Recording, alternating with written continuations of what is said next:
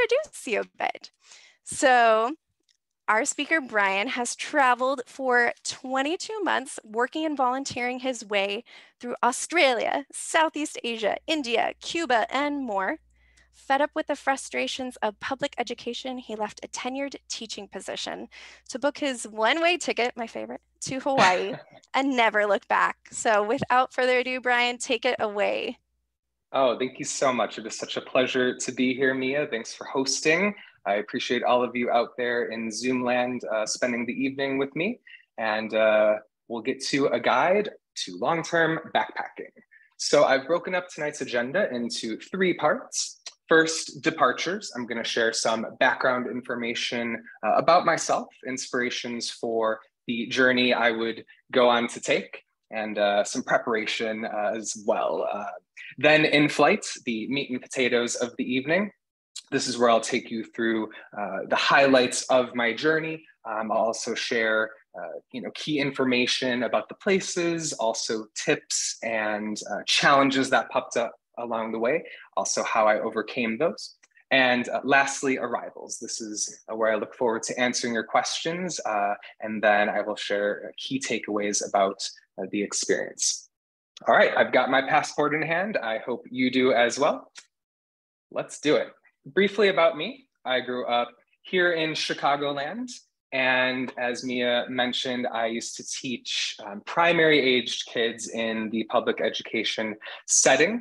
And after half a decade, I kind of got itchy feet and a little frustrated with the profession. So I decided I wanted to see the world. I wanted to get out there and explore.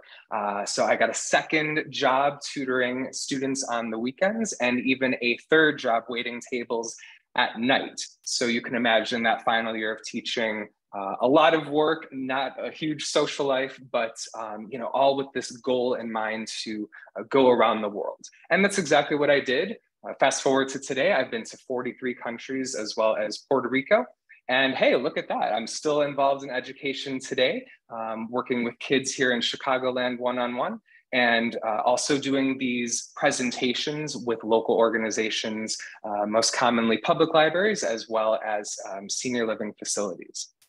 And this journey all started by looking at a map and dreaming and talking to other travelers, family members. Where have you been? What have you loved? That's actually when I first discovered Nomadic Matt, was searching around, what is this hubbub about Southeast Asia? As we know, Matt has plenty of good things to say about that. And from there, I just kind of drew up a little blueprint. I thought, oh, sure, 8 months, that's going to be enough time to do all of this. I'd always wanted to visit the happiest states in the country. And from a young age, I dreamt of holding a koala, wanted to make that happen in Australia. And chicken satay is the first foreign food that I learned to enjoy as a child, thanks to my parents, who were always introducing me to all types of non-American food. So I wanted to go to the land of chicken satay. India, talk about a big, complex country to explore. And lastly, that continent of South America. Well, we all know as much as we want plans to go accordingly, sometimes real life takes over and plans are modified and changed. That was absolutely the case with me. 22 months this journey became, visiting 20 different countries, 125 different cities and towns. You'll notice certain places made the cuts, others didn't, and others were added. And don't feel like you have to memorize this, because we are going to go through each of those on this 662-day journey. Now, all the photos you're seeing tonight, I took myself with an iPhone 6. And I just mentioned that so people know that you too can take some really great pictures with a little patience, persistence, and sometimes luck. But what you are looking at is the only picture I did not take. It's a photo of my grandma and grandpa. They were married for 65 years and traveled 90 countries together, so 10 short of 100. And I remember seeing this photo hanging in their living room and thinking, my gosh, what is that big, beautiful white building behind them? What is that gorgeous garment that grandma is wrapped in? Grandma and Grandpa would always encourage my younger cousins and I to take their souvenirs off the shelves, to flip through their travel photo albums, but most importantly to them, to ask about their experiences. What did they eat? Who did they talk to? And of course, the crazy and oftentimes hilarious stories that happened to them along their journeys. So you're probably curious about preparing for an around the world trip, right? One of the first important things is to get a storage unit. If you're not going to sell all of your worldly possessions, make sure it's temperature controlled. There I am as I moved out of my apartment and essentially into a storage unit. One of my friends in the audience tonight, Rachel, allowed me to crash on her couch for those 2.5 months before I left on my one-way journey. Of course, the doctor gave me the thumbs up, making sure I was fully healthy.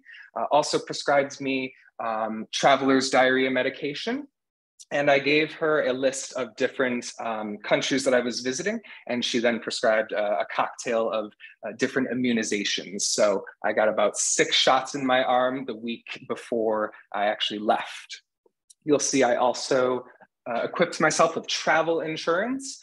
World Nomads is a really good one for backpackers, but just keep in mind there are different plans tailored for different people depending on your age, as well as the countries you are or are not visiting. So really just read the fine print. That's the key with travel insurance.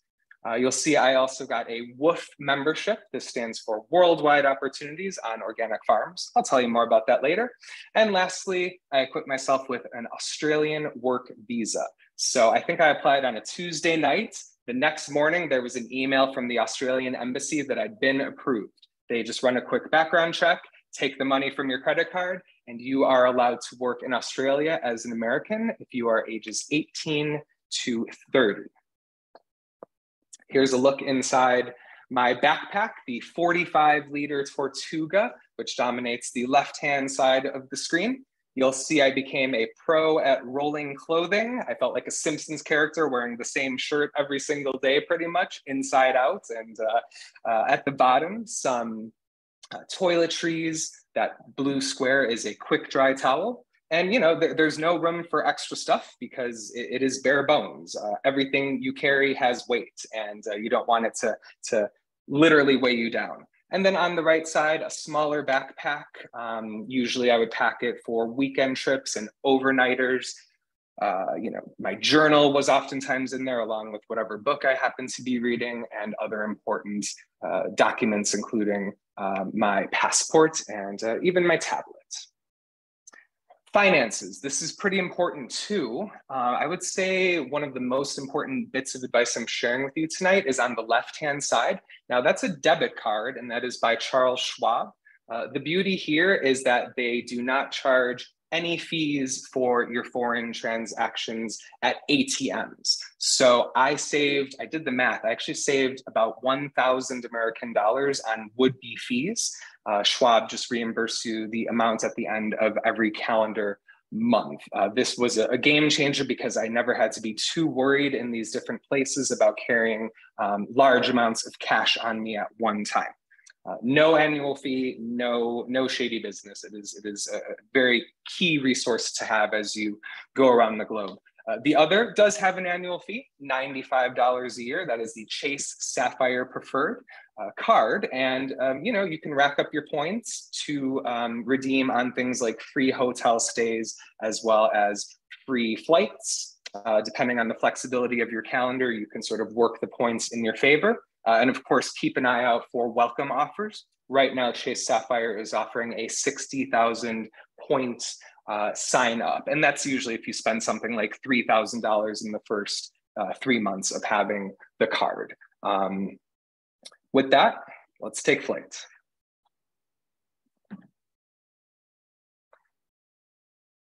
And on that one-way ticket, happy as a clam, off to Hawaii I went.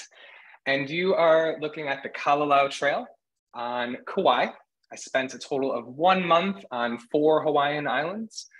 And really, Hawaii for me was just about relaxing, recharging my batteries. I was working 70 to 80 hours a week, running around, getting ready for this trip.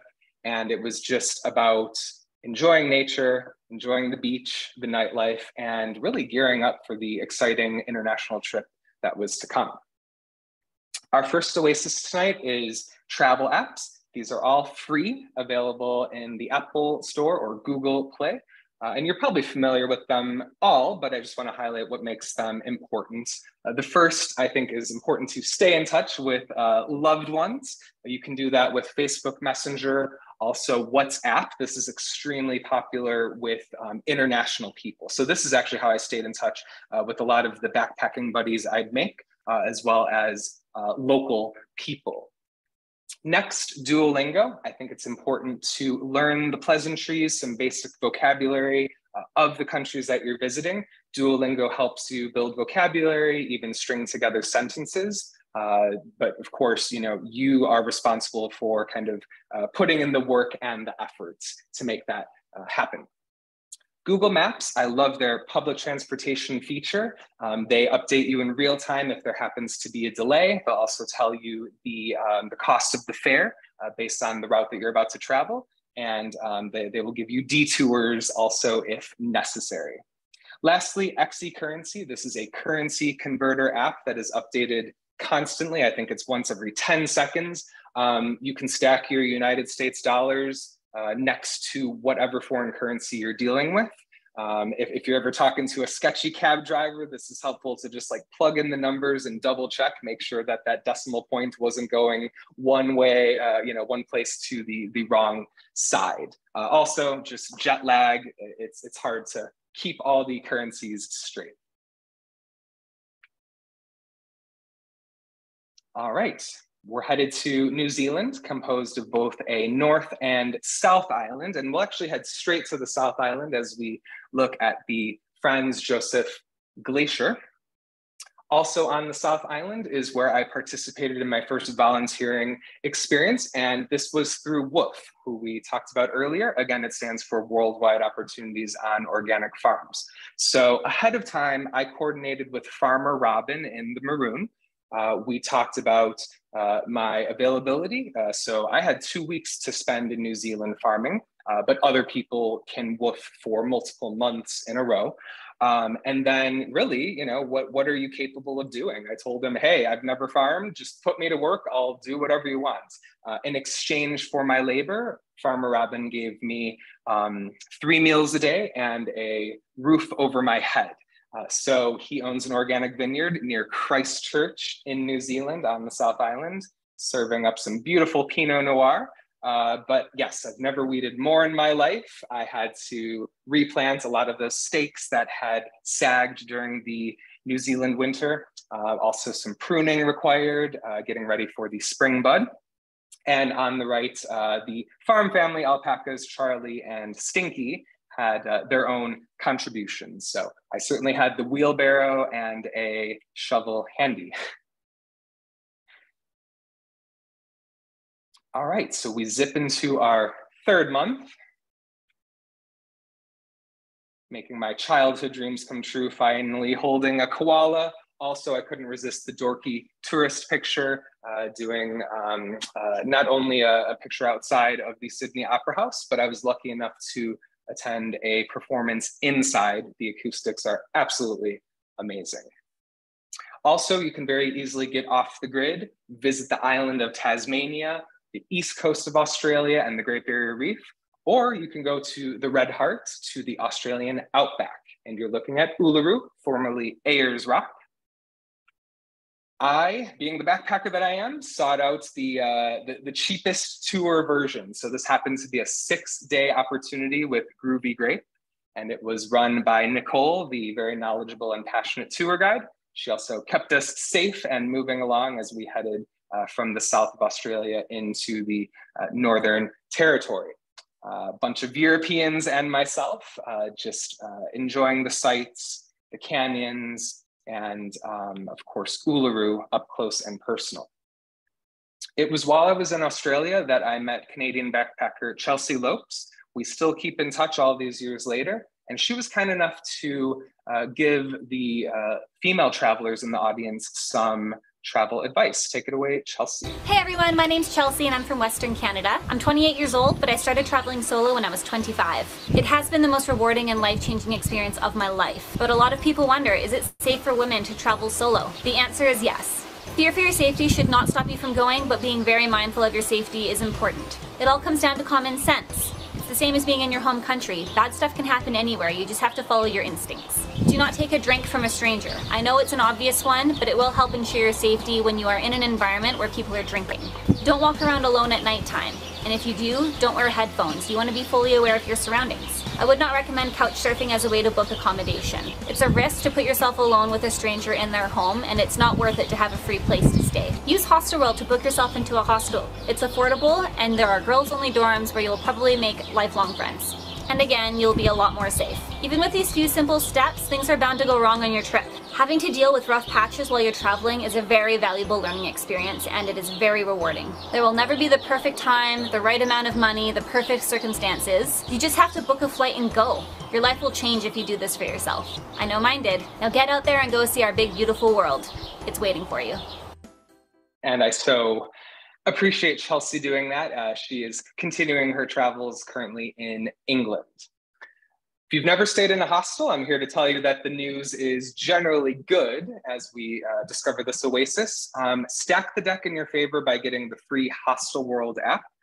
Here, backpackers from all over the world rate hostels based on cleanliness, security, location, that kind of thing. And then if you like what you see after reading the reviews and seeing the photos of the hostel, you can book with just a 10% deposit, paying the remainder upon arrival. They are generally quite clean, and I've never had anything stolen from me in a hostel. You bring your lock, they provide the locker. And this is where I met amazing people like Chelsea, like-minded people from all over the world. You may not necessarily agree with them politically, or you may, you might have laughs over beers. You also could end up traveling multiple legs of your journeys together, as you are likely to overlap. Hostels, you're gonna share the spaces, including the kitchen, the living room, and the bedroom. So they are generally bunk bed dormitory rooms. My sweet spot was staying in either 4 or 6 bedrooms. Always I would have my earplugs and headphones just in case there was some snoring or even canoodling sometimes going on. But no, there is very much this hostelers code. People look out for one another. Private rooms are available, but of course the price is going to increase accordingly. All right, our 5th month. You may recognize that skyline of Melbourne. I'm pronouncing it like the Aussies say. Melbourne was incredible. I totally fell in love with this city for a few reasons. First, they value their green spaces, whether they're public parks or botanic gardens.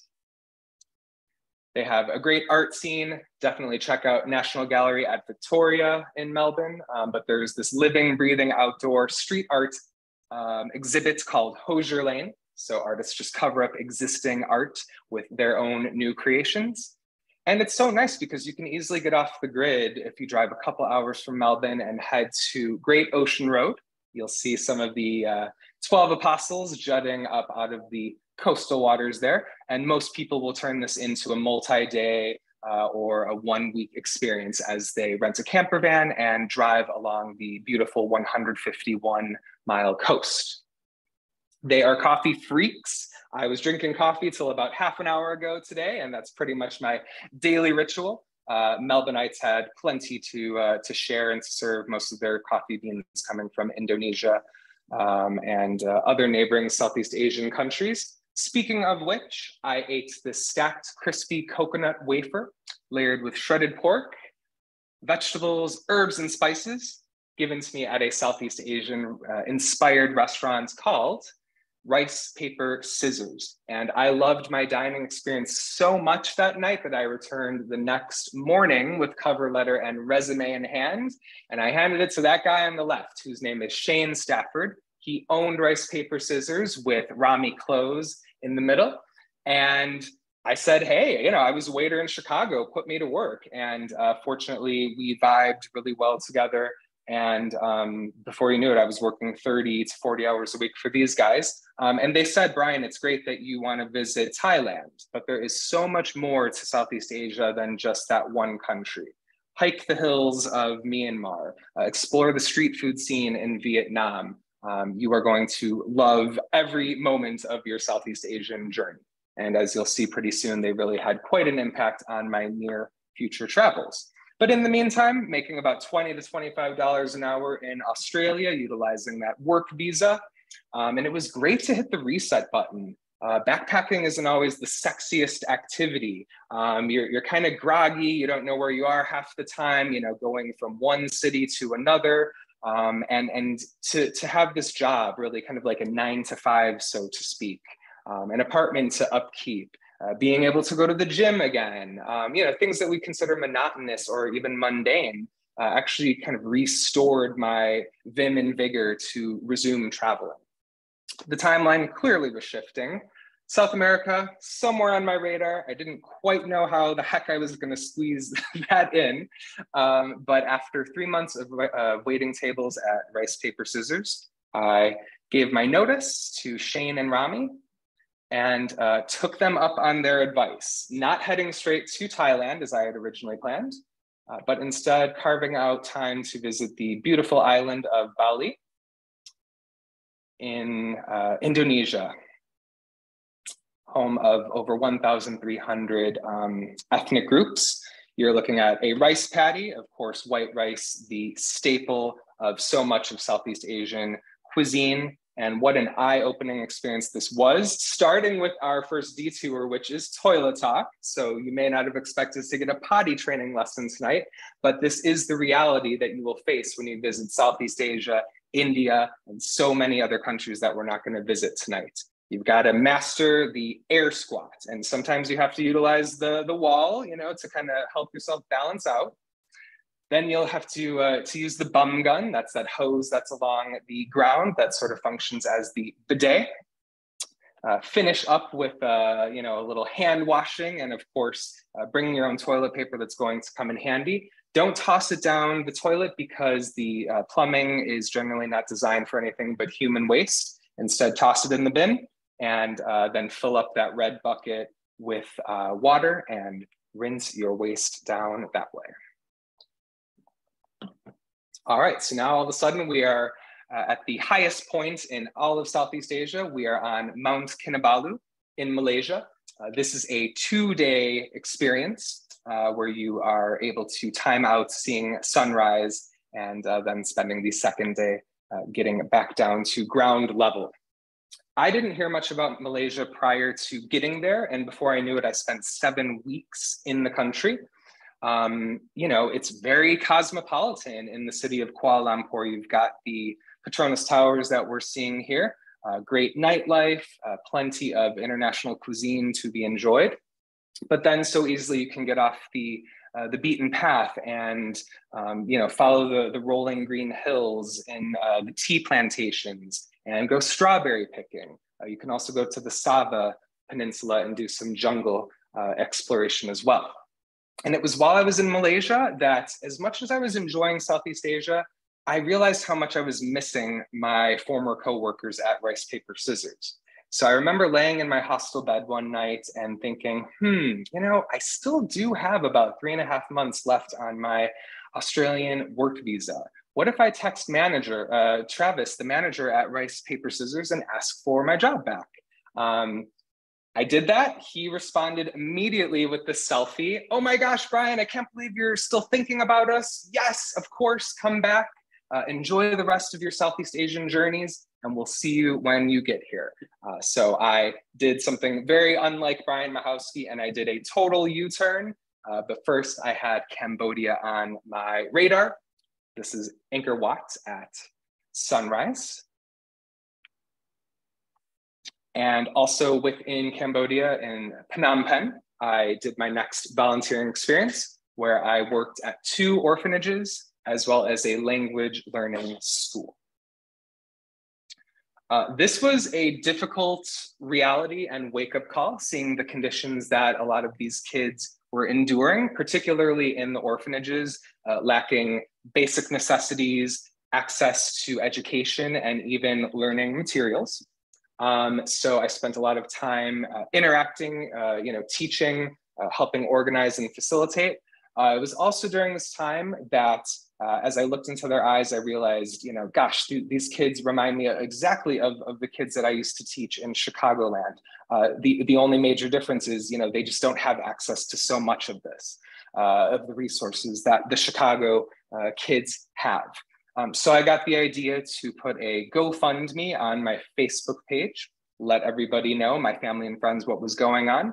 And in about 5 days, they helped raise over 500 American dollars. I was able to spend this money on fun things, but also necessities like a toothbrush for each child, toothpaste, bottled water, certainly educational materials. I doled out these items and also the other half of the money I'd raised given to the leaders of these 3 organizations. I really felt like Oprah and Santa Claus, like doling all these gifts out. Certainly I didn't change the world or even change their situation, but the joy, the emotion on their faces, the hugs, the tears, it was a very powerful moment. And I did my best to, make it a little better than when I had arrived. All right, if you're keeping track, you know exactly where we're headed back to next as we return to Melbourne.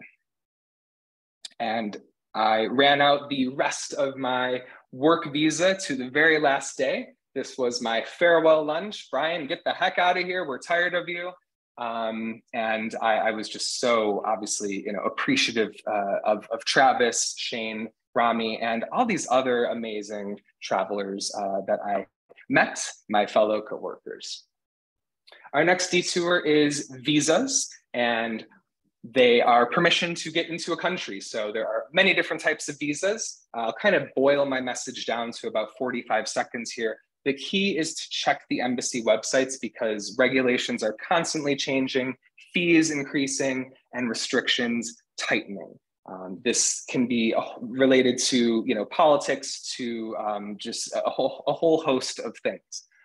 And as helpful as your international friends may be trying to be in telling you kind of what their deal is, it is very likely that Canadians have a different set of criteria of visiting the same country that you want to visit as Australians, as Americans, as Brazilians, so on and so forth. So check the information yourself, double check, triple check, and there's nothing worse than putting in all that time, effort, and money, and then you show up and are rejected at the gate. So just always do your homework with visas.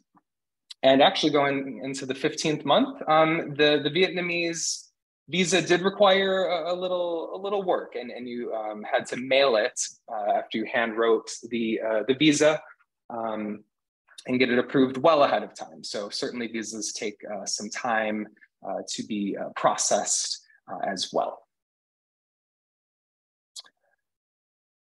And we are just seeing a couple sharing a private moment in one of the chaotic street markets, a little peaceful paradise there. And to our next oasis, street food.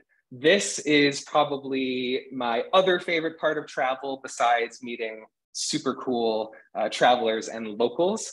Street food is just a great way to quite literally enjoy the local flavors of a place. You may not know what you're ordering half the time, but if it looks good and smells good, it probably is. It's also great to team up with fellow travelers, divide and conquer the menu. You're going to enjoy items at a fraction of the price that you will most likely compared to your hometown. And it's also a great opportunity to practice the pleasantries that you've hopefully been committing to memory on Duolingo. And of course, just by having these interactions with these locals, you are probably making genuine connections. Their walls come down quite quickly when you put in that effort and take that time. And you get to fill your belly for less than usually $5 a meal. I always recommend standing in line at the busiest stalls because those imply freshness. You're less likely to get food poisoning or maybe get sick from water. So, it's a fun experience, and you can modify your diet accordingly. Like I said, it's just quite a fun part, particularly in Southeast Asia, but so many parts of the world as well. This is Wat Rang Khun, located in Chiang Rai, finally making it to Thailand. A lot of anticipation. I ended up spending 2 months there. 6 of the days devoted to working with elephants. And this was just such a special experience. I did a few days at Elephant Stay and a few days here at Conserve National Forests. It was just unbelievable, the level of access that we had to the elephants. In fact, one of them was pregnant. So the workers and volunteers were very excited and anticipating this event. My elephant would wrap me up in her trunk to give me a hug. You would see the female elephants in kind of their gossip circles. And then, there's like a macho bull trying to show off for the ladies. I just really loved that unique experience and would love to not only work with elephants again, but volunteer with other beautiful animals. All right, we're already in our 19th month, my goodness, as we go to a country that I could not have even found on the map for you prior to this trip. I'm a little embarrassed to admit that, but that was the case as I landed in Burma, now Myanmar. And just a quick note before I forget, now is not the time to go to Myanmar. When I was able to visit, it was safe. Unfortunately, that is not the case today. But hopefully they will get back to kind of what things had been quite recently. The country, stunning, the natural beauty going on endlessly. The food, quite delicious. People said, oh, Brian, after Thailand, you're gonna be really disappointed going to Myanmar. I couldn't have disagreed with those people more. I thought the food was fabulous. They borrow heavily from Chinese and Indian influence, yet what they prepare and cook is so unique unto itself. And really the locals, I just think of how kind, friendly, and generous they were. For example, I was supposed to be on this scenic train ride, but then these 2 Burmese teenagers were so excited that an American was on board, they rushed right over to me. Then they found out I was from Chicago, and they wanted to know, had I ever hung out with Michael Jordan? Was I buddies with Barack? Did my grandparents somehow know Al Capone? I could not believe their level of Chicago knowledge. They asked me so many English grammatical questions. They taught me some Burmese phrases, and these guys just uplifted me. So I don't have any pictures from the scenic train ride, but I think what I received in place was even more valuable and special. This is the Karen tribe, a group of students in Myanmar. The country is made up of dozens of unique tribes. So take a look at this really special dance performance.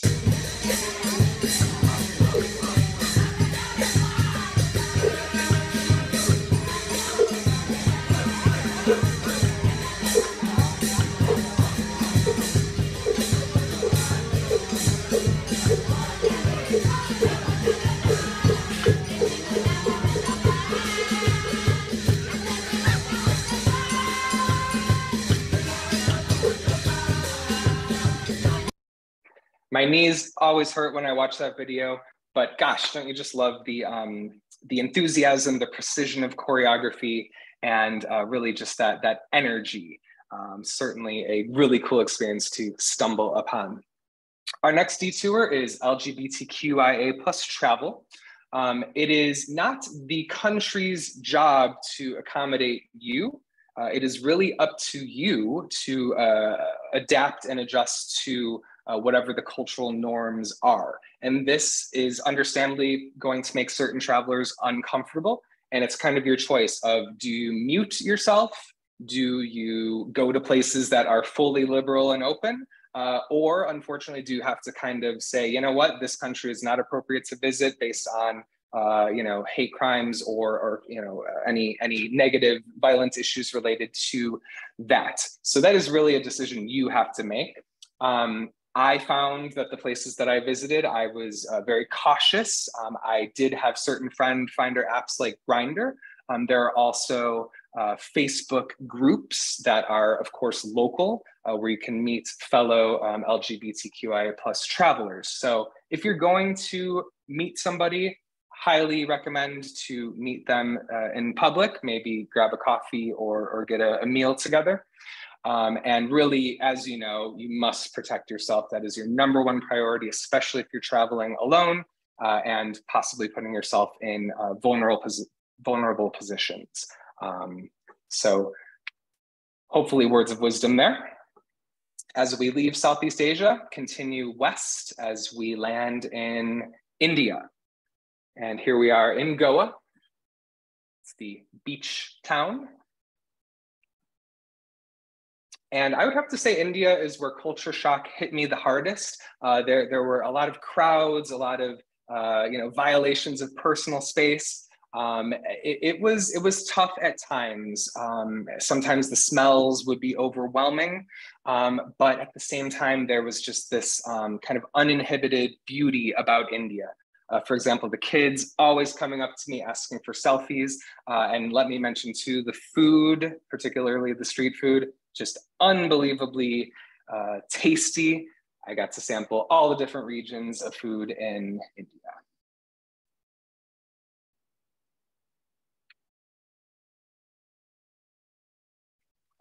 And despite some difficulties that I may have encountered in India, what a full circle moment to be standing exactly where Grandma and Grandpa had 3 decades prior, outside of the Taj Mahal in Agra, India. I felt Grandpa watching me from above and Grandma watching me from Facebook. She did learn how to use Facebook when she found out that I was going to be going on a long-term journey. And it was just so fabulous to be able to call her on Facebook Messenger that night and remind her how much of an influence she and Grandpa have had on me, not only as a traveler, but as a human being.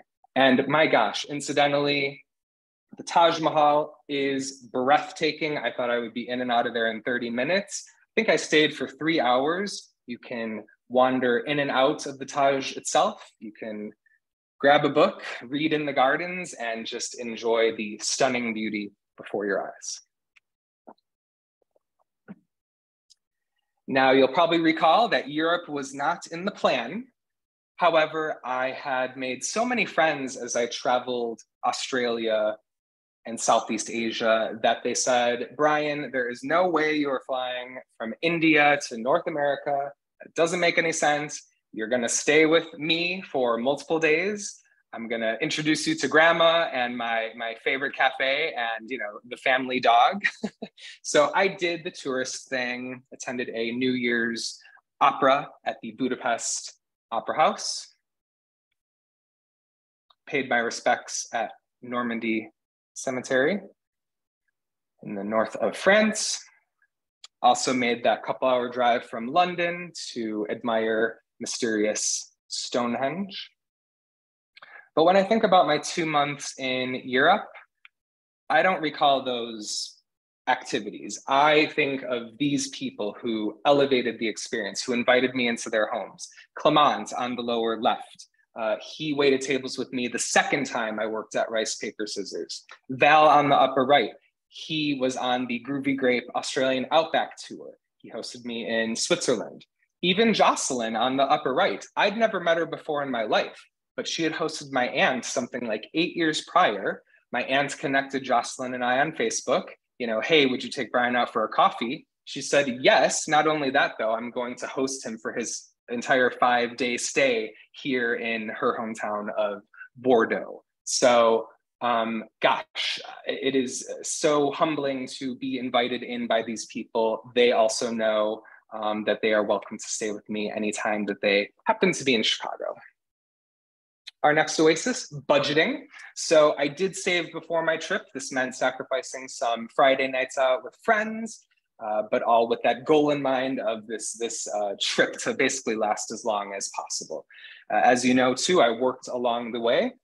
making it work on about $50 a day. So this keeps everything in mind: transportation, accommodation, food, entertainment, the whole shebang, boiled down to about 50 a day. You're going to get closer to $25 in a place like Cambodia, and you're going to get closer to $80 or $100 a day in somewhere like Australia or New Zealand, but the average came out to roughly 50 a day. I didn't really keep track super carefully, although I did have a simple spreadsheet the final 4 or 5 months of my travels as money really started to dwindle. And then if you're traveling with friends, Splitwise is fabulous. I just used Splitwise on my most recent trip, going to do the Tour de Mont Blanc with some really incredible people, a couple of whom are in the audience tonight. All right, our final month, our final country. We're going to Cuba for 2 weeks. And we're looking at some beautiful shots of Viñales, where you are likely to take a horseback ride through the valley, and you will be guided to a tobacco farm. This farmer shared his difficulties and really how the government makes it tough to make ends meet. He, of course, rolled cigars before our eyes. I thought they would make great souvenirs for loved ones, but of course you have to do some quality control first. They passed the test. And that takes us to our final detour of the evening. Hardships. So I don't want to paint an overly rosy picture of this journey. Some difficult things happened along the way. I fractured my ribs. It wasn't while I was skydiving or bungee jumping. It was while I was showering in a slippery bathtub. And yes, it was extremely painful when it happened. I had to slow down my travels for the next 2 months. I didn't stop traveling, but I did have to modify activities. Next, I got food poisoning, once from a restaurant, another from street food. I could not keep anything down. I was running to the toilet constantly for those 4 or 5 days, getting lots of sleep, just trying to stay hydrated. And there I did have to put my travels on pause because you are just drained. You've got nothing left in you. But I did bounce back, fortunately. Transportation woes, oh my gosh. I could talk about those for an hour, but I won't. My favorite example was the 8-hour bus ride in Myanmar. It ended up tripling in length to 25 hours. That's because not only the first bus broke down, but the second one did as well. And we had to wait outside for multiple hours in the dark and along the dusty roads. And it was just so hilarious how tranquil and relaxed these Burmese locals were. And they're just like, you know, this is how it is. You gotta make it work. I really think loneliness and homesickness go together. Of course, when you choose to travel around the world by yourself, you're going to be lonely, especially where you go to countries where English is not the primary language. Ways that you can cope with this: listening to music, journaling, you know, striking up a conversation with fellow backpackers or locals. Homesickness too, fortunately, technology bridges this gap so helpfully. Anytime that I was homesick, I would be texting whoever was on my mind and you know, sharing pictures and of course asking how things were going. And then lastly, I was drugged.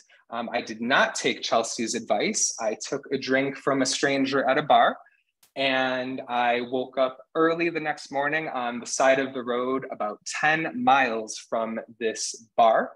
I was very disoriented getting up. Locals helped me get to the police station where I reported the crime. Fortunately, I was unharmed in any way. The money had been taken from my wallet, but if that was the worst thing that happened to me in this instance, I consider myself very lucky, and of course, a lesson I will always remember going forward. So, took one final stroll through the Havana city center on day 662. Got into this taxi, and a bitter, sweet plane ride home where we have arrived. We'll get to your questions in about 2.5 minutes here as we just finish a couple things. What's the best part about arrivals? The reunions. My parents and I are at the Thai restaurant that they introduced chicken satay to me to. this particular dining experience, I was in charge of the menu, sharing with them the different foods that I've learned to cook in Thailand, and of course, taste. You'll remember Grandma Pat from outside the Taj Mahal. She reoriented me to Chicago society by taking me out to a blues club. And then on top, Grandma Marianne passed away 10 months after I got home. So very much a blessing to spend her final days with her. My godson, Evan, on the left, my niece, Aviva, on the right, they shot up like weeds during those 22 months that I was away, and there was nothing like hugging them and kissing them for the first time. Technology, as helpful as it is, just does not replicate that in-person interaction. All right, so what are my key takeaways for you before we wrap up the evening? Well, I learned things about myself as well as other people. First, strengths and weaknesses. So when you travel around the world by yourself, those will bubble to the surface. I learned that I am really social, that I can really stretch a dollar when I need to. I am quite organized. All of these are very much assets in the backpacking journey. I also was reminded of just how impatient I am. And that was difficult because I'm used to having control, being very independent.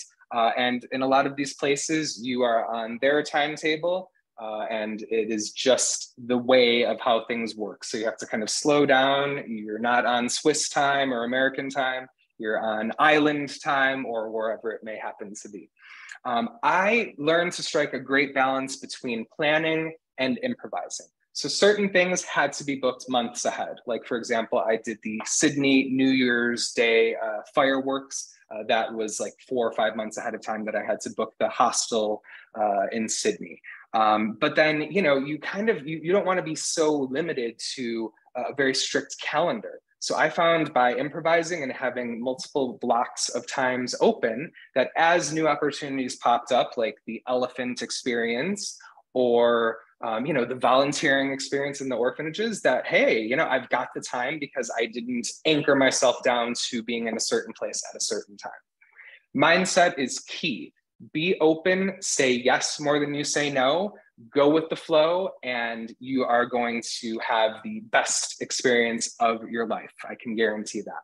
I was also reminded that possessions don't matter. When you live out of a backpack for 2 years, that becomes pretty clear. And I love interior decorating here in my apartment. I love hosting parties, but I also know that I could get on a plane tomorrow and go on another long-term journey. Lastly, listen to your body.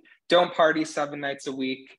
You're going to get yourself sick. You don't want to end up going home sooner than you'd planned. So it's okay to sleep in.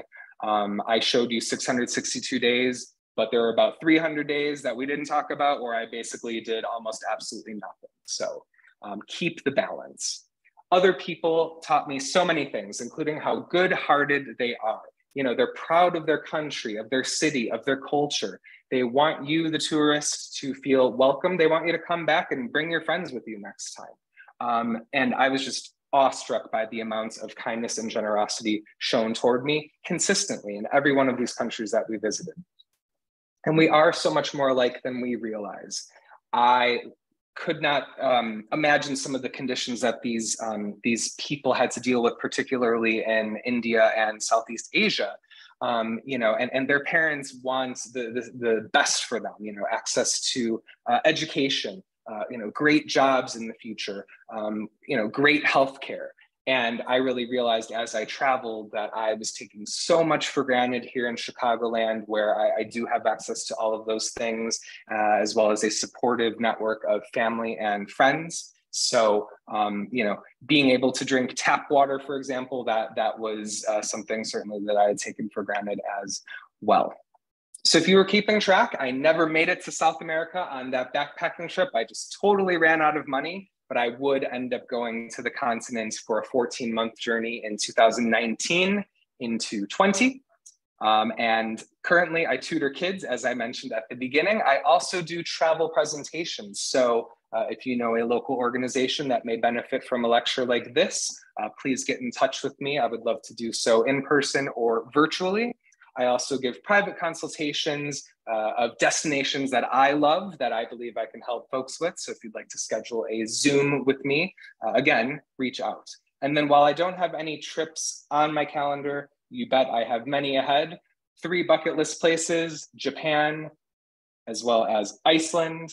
And the third and final, I would have to say, backpacking Africa. So yes, plenty to do and see. There is my favorite souvenir of them all, a filled passport.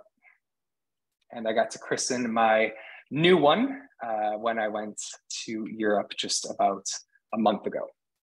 Please stay in touch. My email, brian@endlesspassport.com. Instagram, see Brian Travel.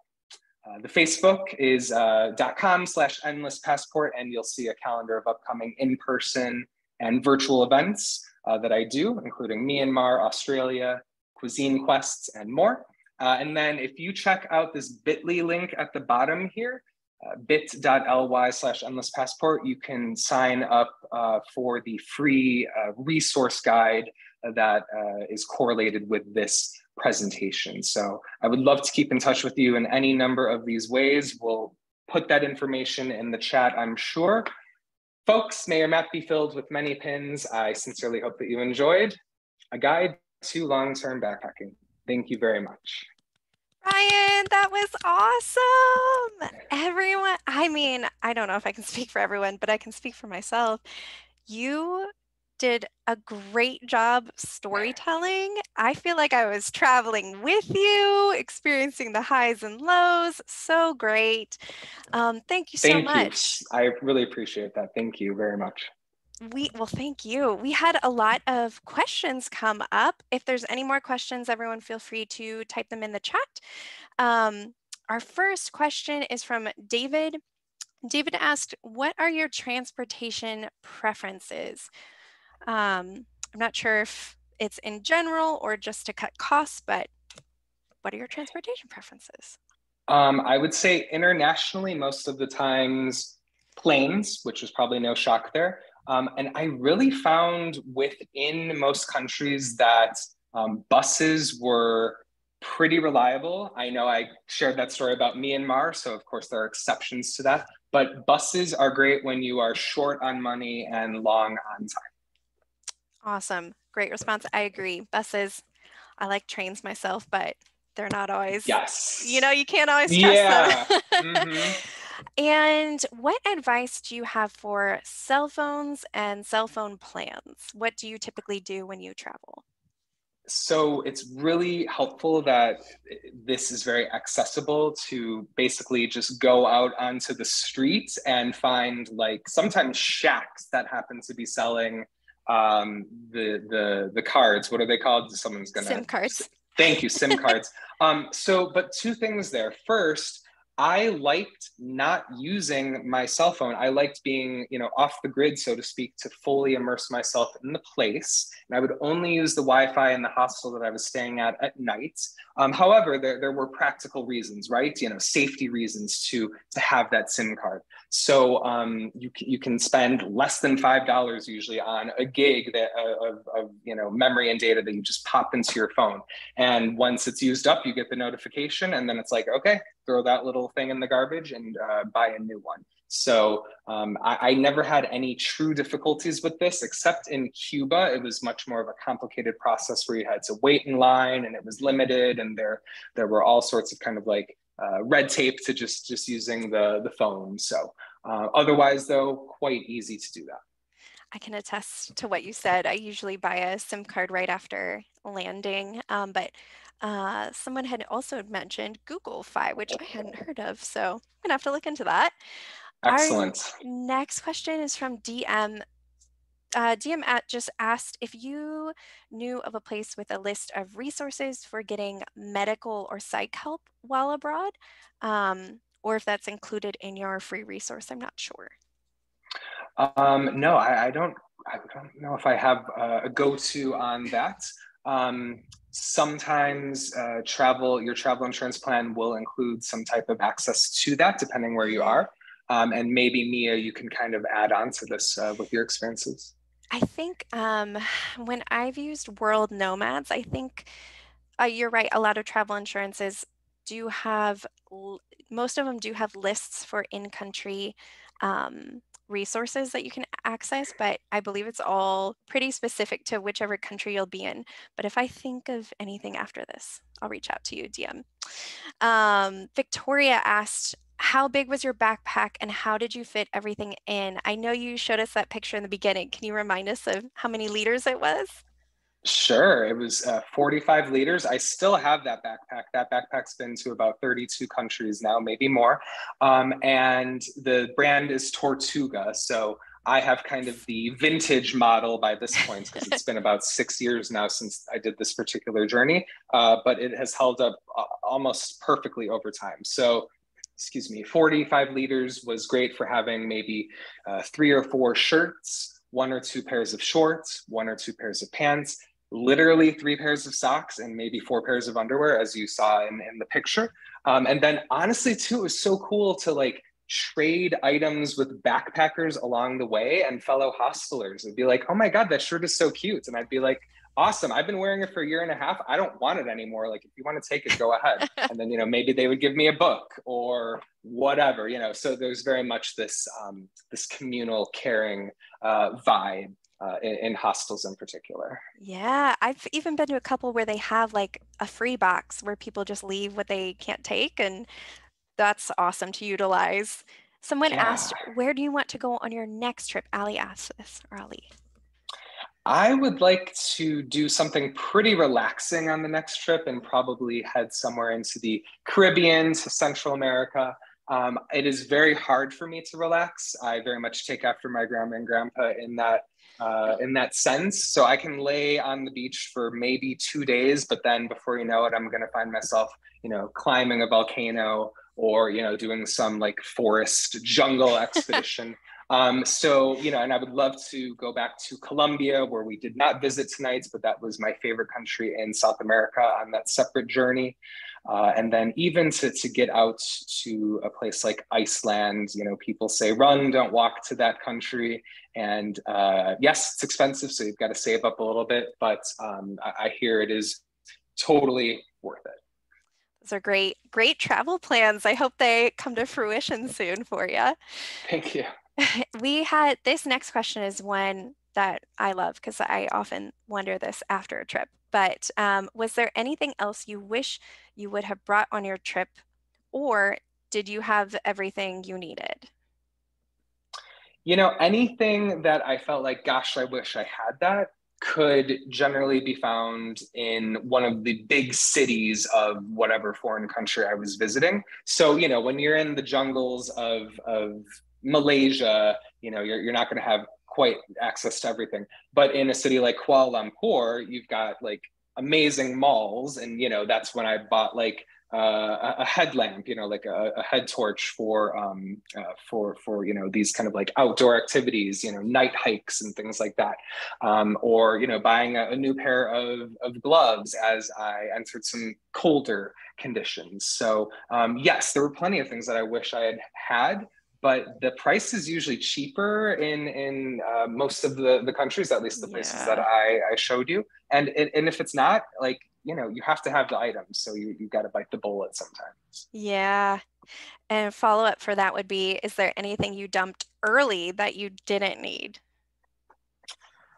Let's see. I think I read my paper books very quickly, and I moved pretty quickly to tablet reading. Like if you remember in that backpack picture, I had that big honkin' New Zealand Lonely Planet, which was amazingly helpful, but it was also amazingly heavy, and it would like weigh me down. So that was certainly put in the take a book, leave a book pile in the hostel. So nothing major. If a shirt got a rip in it, I would throw it in the garbage.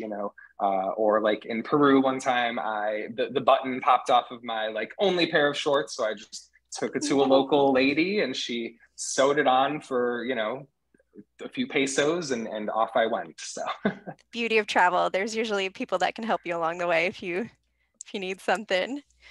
yeah. DM asked, were you able to bring back souvenirs without them being confiscated by customs? I hope so. Yes, I was fortunately able to not have to deal with that.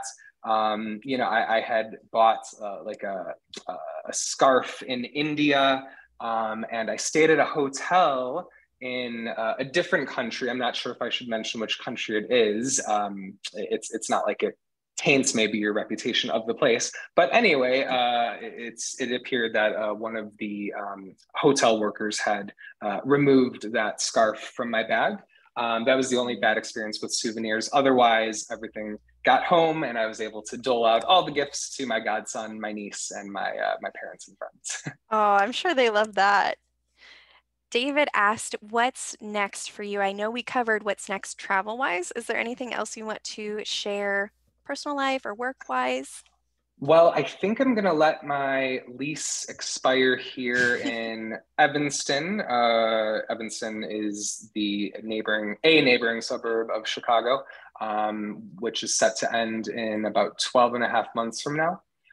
And kind of set that deadline for myself, even though I don't have any concrete plans, and sort of let the next 4 to 6 months evolve as far as what work visa I may apply for in what country. Do I want to do a classic backpacking through Africa journey? Multiple countries. At this point, I really feel like the world is my oyster. I am very much itching to get back out there again.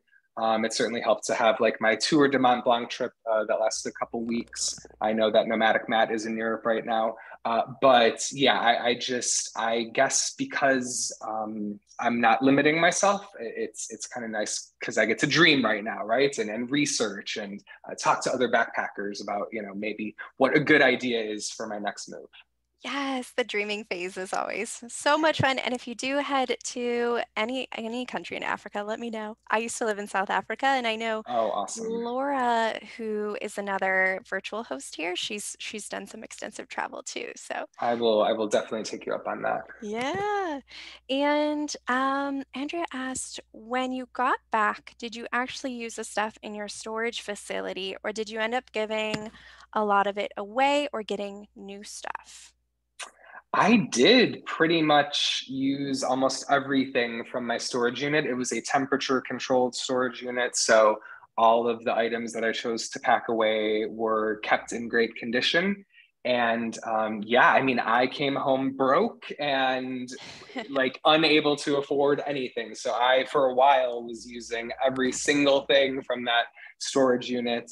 Um, you know, that was extremely helpful, but annoyingly expensive. Like if you don't have much stuff, you could either see about Mhm. like teaming up with somebody else and sharing the cost of a storage unit if you happen to be geographically close to that person, or like part with your worldly possessions, because I think it's even more expensive now. It's probably like $100 a month for like a single person to have just like a medium sized storage unit, at least in Chicagoland. I'm sure that fluctuates around the country and around the world, but yeah, it really it was kind of sucking my budget while I was traveling, and Hmm. I was like, ah, man, that's so frustrating. But it did turn out to be very helpful.